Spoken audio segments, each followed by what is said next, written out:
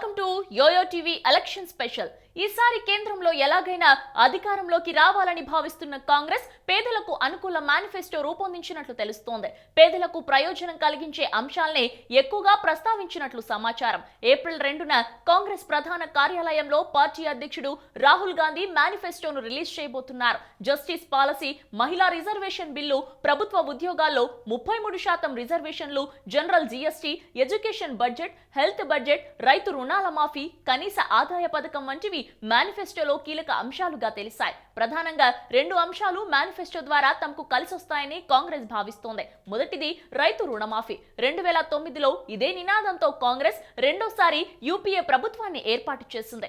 అప్పట్లో రైతులంతా కాంగ్రెస్ కు మద్దతుగా నిలిచారు. ఇప్పుడు కేంద్రం స్వయంగా ఏడాదికి రైతులకు 6,000 పెట్టుబడి సాయం ఇస్తోంది. అయితే రుణమాఫీ వల్ల ప్రయోజనం ఉండదన్న ప్రధాని మోడీ అలాంటి స్కీమ్ కి దూరంగా ఉన్నారు. కాంగ్రెస్ మాత్రం తన పాత స్కీమ్ నే మళ్లీ తెరపైకి తేవబోతోంది. ఇక రెండో అంశం కనీస ఆదాయ పథకం.